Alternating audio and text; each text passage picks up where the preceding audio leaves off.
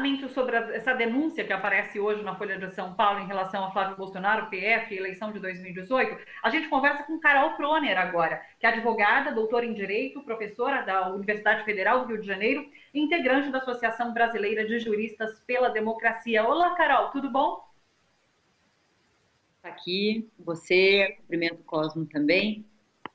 Estamos aqui com mais dúvidas que certezas, mas vamos em frente.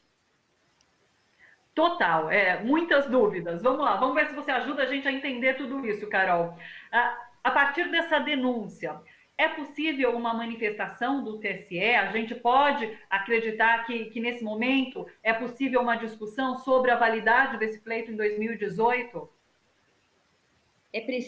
É possível imaginar, porque essa denúncia quase que espontânea, porque aparentemente o empresário não tinha a intenção, aparentemente a entrevista era sobre outro assunto, mas ao falar do caso da rachadinha, ao falar do Fabrício Queiroz e ao contar que o delegado, né, que de certa forma havia já informações da Polícia Federal antecipadas antes das eleições e que foram, de certa forma, elas foram adiadas, o início desse inquérito para poder beneficiar o processo eleitoral. Isso abre uma nova frente de investigação. A primeira dela porque toca as eleições presidenciais de 2018, né, o retardamento da operação para blindar Bolsonaro nas eleições. Isso é o que fica muito evidente nesta fala, né, do empresário. Isso é possível comprovar, quer dizer, é possível verificar a execução das medidas pela Polícia Federal, né, a data do requerimento das cautelares, do deferimento judicial, e também é uma frente nova porque compromete uma operação da Polícia Federal. Então, o vazamento da operação, né, quem atuou na operação, qual delegado estava lá no dia, como é que isso pode ser verificado, né? Desde imagens de circulação, o horário na sede da Polícia Federal. Então, isso tudo traz uma nova frente de investigação. É obrigação da Corregedoria da Polícia Federal investigar isto.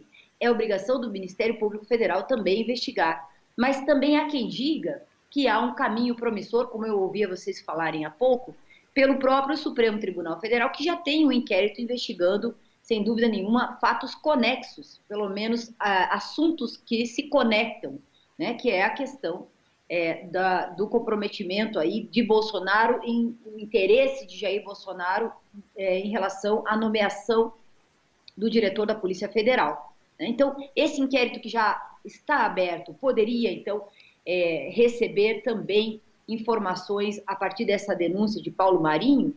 Isso é o que 11 deputados federais há pouco, né, hoje mesmo, entraram com uma representação no Supremo Tribunal Federal para que o senador Flávio Bolsonaro e seu suplente, o empresário Paulo Marinho, que fez as denúncias, sejam ouvidos neste inquérito que já está aberto pela Corte Suprema para investigar as tentativas de intervenção aí por parte do Jair Bolsonaro na Polícia Federal, né? E também na Superintendência do Rio de Janeiro em especial. Então isso é, sem dúvida nenhuma, uma fraude. O Fernando Haddad, quando se manifestou sobre isso, que foi, na época, né, candidato às eleições de 2018, considera que, conforme é suspeito, o suplente de Flávio Bolsonaro confirma, né, que a Polícia Federal o alertou entre o primeiro e o segundo turno de que Queiroz seria alvo de uma operação e que foi postergada para evitar esse desgaste ao clã durante as eleições. Isso é uma fraude eleitoral, e até o Kim Kataguiri também diz que a denúncia é gravíssima e que, se comprova, o TSE poderia, então, anular as eleições. Nós sabemos que o TSE tem aí 2 processos, 2 ações que pedem a cassação da chapa do presidente Jair Bolsonaro e de Hamilton Mourão, por outras razões, obviamente, e há um pedido de vistas do ministro Fachin dessas ações. Mas, sim, se comprovada essa vinculação, sem dúvida nenhuma, poderia motivar a fraude eleitoral em 2018. Agora, Carol, o que chama a atenção é exatamente isso, né? Mais uma denúncia que envolve fraudes, denúncia que envolve mais questões que modificaram explicitamente o resultado final das eleições de 2018. Nós estamos falando de pouca coisa. Lá atrás, já havia questionamentos, inclusive, por conta de mensagens do WhatsApp, aquele pool de mensagens que antecedeu o dia da eleição, agora, neste domingo, mais essa bomba aí, falando de vazamento, para retardar a investigação da Polícia Federal. Mas o que chama a atenção, cara, eu queria que você comentasse sobre essa questão, é que não tem um santo dia que esse governo, atual governo que se elegeu aí em 2018, que assumiu em 2019, que não esteja envolvido em digamos, problemas estruturais, né? Teve problemas com os filhos, problemas com gente ligada ao próprio presidente da República, e agora vem essa questão, mais uma vez, com fraudes envolvendo o resultado final das eleições. Carol, o Supremo Tribunal Federal, qual o papel dele especificamente nessas denúncias? Bom, você foi sutil na forma de mencionar, né, problemas, na verdade, crimes. Dia a dia nós temos um acúmulo cada vez maior, a cada novo dia um novo crime de responsabilidade e também aquilo que poderíamos chamar de crimes comuns. O Supremo Tribunal Federal tem feito frente a isso, né? Nós podemos perceber que o inquérito que colocou em lados opostos Jair Bolsonaro e Sérgio Moro, né, a partir da denúncia, no dia da renúncia de Sérgio Moro como ex-ministro da Justiça, ele denuncia Bolsonaro por tentar interferir politicamente na Justiça Federal.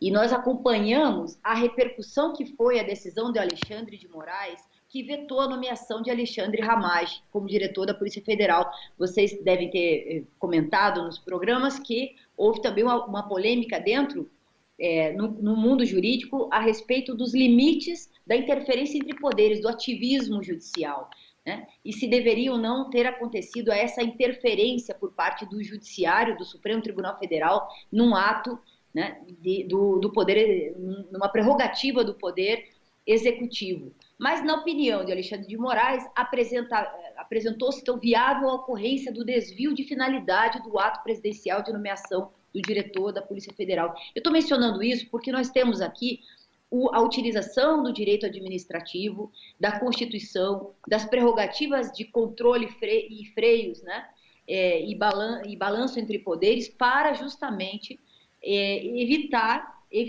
a continuidade dos abusos, que são, na visão do Alexandre de Moraes e na visão que eu também me filio, uma evidente intenção ali, naquele conjunto, quase que uma confissão no próprio depoimento do Bolsonaro, que não negou as acusações do ex-ministro da Justiça, de que queria ter controle sobre relatórios sigilosos e outras questões da Polícia Federal. Então, nós temos agora esta reunião ministerial que parece ter ali também conteúdo grave. O Celso de Mello vai assistir o vídeo nessa segunda-feira, pelas informações que nós temos, e então decidirá se levanta total ou parcialmente o sigilo que está temporariamente imposto ao vídeo, né? Sabendo que a Procuradoria-Geral da República gostaria que o vídeo fosse mostrado apenas nas falas do presidente, naquilo que diga respeito ao inquérito, à investigação da Polícia Federal e nas questões de segurança ligadas às denúncias do Ministério da Justiça. A Advocacia Geral da União só quer as falas do Jair Bolsonaro.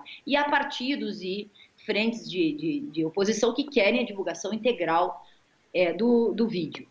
Então, nós estamos aí numa situação em que o Poder Judiciário é o único, junto com o Poder Legislativo, mas é o único que tem conseguido com efetividade impor algum limite ao Poder Executivo e aos arbítrios diários, né, e que se somam todos os dias, como disse o Cosmo, e se convertem em novos crimes de responsabilidade.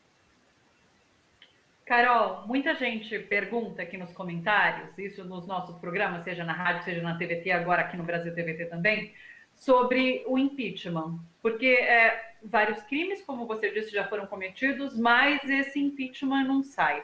A gente sabe que, por conta desse inquérito no STF, um relatório, um parecer será apresentado para o Procurador-Geral da República, que, se enxergar crime, tem que submeter isso ao Congresso. O Congresso tem que aprovar para que o STF abra uma ação penal depois. Me explica se isso está certo.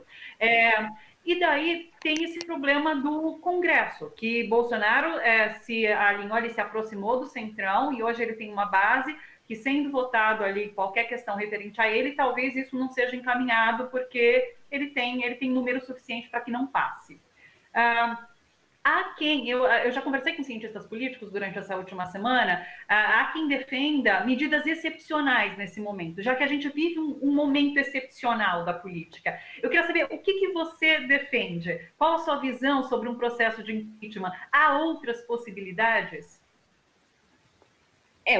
Medida excepcional fora da legalidade, fica difícil imaginar. Quer dizer, há que haver um acerto, né, no controle de poderes, no controle político de autorização por parte da Câmara dos Deputados, que significa, por exemplo, a investigação de um crime comum ou de um crime de responsabilidade. Tanto quanto o crime de responsabilidade exige um controle político de autorização e jurídico. No crime de responsabilidade, nós passamos por um trauma recente muito grande, que foi a realização de um juízo político sem crime de responsabilidade. Isso se revelou mais tarde, tristemente, para a história do Brasil.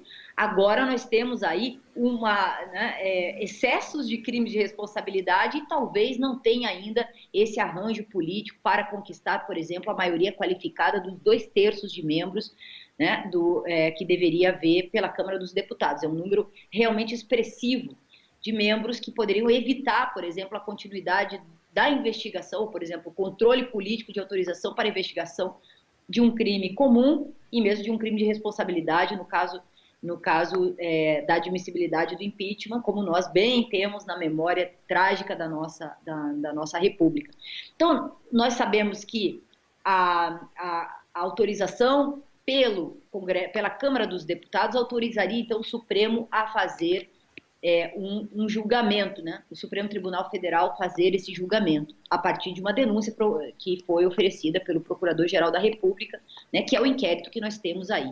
Então, tem essa possibilidade e tem a possibilidade do impeachment também, que nós temos mais na memória do povo brasileiro, que é a que me parece que atualmente é o que os partidos e frentes têm de certa forma, amadurecido nos últimos 10 dias. Aí a gente vê uma movimentação maior de partidos, frentes e da sociedade civil no enquadramento, né,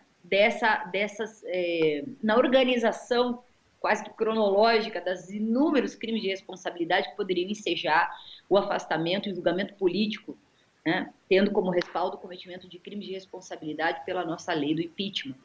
E agora nós temos, provavelmente essa semana, ainda mais adensado justamente por uma junção de elementos, né, ligados aí à conduta do Jair Bolsonaro e da sua família, né, e toda essa investigação e eventual cometimento de crimes, como também do comportamento de Jair Bolsonaro frente à crise do Covid-19. Comportamento como gestor público, como chefe máximo perante a Constituição brasileira, como aquele que vai administrar, né, a conduta federal e também dar o exemplo, né?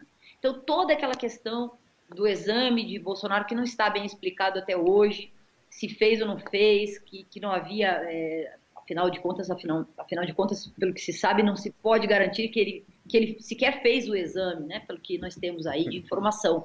Gera muita insegurança na população e claramente isso contribui, né, para a epidemia, o aumento, né, epidêmico desse, que não é nem epidemia, é pandemia, né? Então nós temos aí um aumento, né, da indignação popular, política, e que isso vai ganhando força na sociedade civil. Então o impeachment pode vir a ser aí um caminho, embora tenhamos também outros caminhos para a ideia de fora Bolsonaro, né, tendo em vista que a manutenção do presidente da República acarreta hoje um dano muito grave ao país, a imagem do país no exterior e também a própria sobrevivência das pessoas.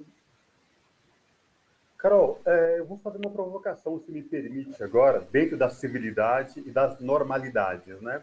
Desde que começou a pandemia, que se fez presente no Brasil, primeiro caso confirmado no final de fevereiro, começo de março, e aí chegamos hoje a mais de 15 mil mortos já, existe uma fissura do presidente da República a todo momento, indicando cloroquina e hidroxicloroquina como tratamento. O presidente da República não tem nenhuma formação biológica, não é médico, não é cientista.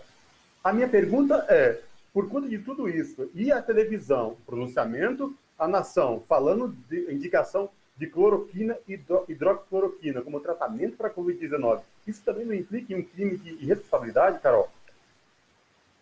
Pois é, aqui há toda uma tentativa de compreensão de quais são as indicações, como qualquer país nesse momento que tem passado por isso. Acho que o Brasil é o único caso em que há um absoluto descompasso entre aquilo que diz o presidente da República e o que diz o ministro da Saúde, que agora já não há, né? Nós estamos aí com uma situação gravíssima na questão, né, de representação do Ministério da Saúde, portanto, da cadeia de comando de um país naquilo que se deve fazer. E a interferência, mais uma vez, do judiciário para poder dar poder aos governadores e prefeitos para que façam uso, né, das decisões estaduais e municipais naquilo que diga respeito à proteção dos cidadãos e da garantia também dos empregos e da garantia da economia, mas que faça então, essa transferência, né, de competência, já que o presidente da República significa um perigo ambulante, né? Um espalha-vírus, como eu ouvi falar outro dia, achei que é uma definição perfeita para ele, né? Por onde vai, espalha-vírus. Agora parece que ainda já começa a usar a máscara, mas nem isso usava há pouco tempo atrás, uma semana atrás. Então, claro, nós da BJD chegamos a ingressar contra o Bolsonaro no início da pandemia, com base no artigo 267 e 268 do Código Penal, entendendo que ele contribui para o crime de epidemia e que, dadas as proporções de mortes que nós teremos pela frente, é um crime de lesa humanidade, enquadrado assim pelo direito internacional humanitário. A responsabilidade do gestor, nesse caso do presidente da República, pela cadeia de comando que ele tem, sob sua responsabilidade, e que isso implica numa ampliação das competências dos tribunais internacionais, a compreensão de que isso acarreta, né, um número de mortes expressivo e que isso tem sim uma responsabilidade grave, né, tal qual os crimes mais graves que já existiram e que já foram tratados analogicamente em situações de guerra. Então, nós temos sim convicção de que o Bolsonaro está atuando e precisará ser responsabilizado, e agora nós temos essa medida provisória que foi editada há pouco, também absurda, que tenta eximir, né, uma excludente de ilicitude, que garante, de certa forma, uma isenção por parte do agente público. Então, não consideramos que seja possível se isentar da sua responsabilidade, e a população está percebendo isso, né? E está se protegendo, mesmo que ele dê o exemplo, mas isso claramente confunde a todos, né? Conversamos com a advogada Carol Proner, professora da UFRJ, integrante da Associação Brasileira de Juristas pela Democracia. Carol, muito obrigada pela participação, e acho que você ajudou a gente a entender muitos dos detalhes que todo mundo estava aqui comentando e perguntando nos comentários também. Obrigada. Obrigada, eu que agradeço.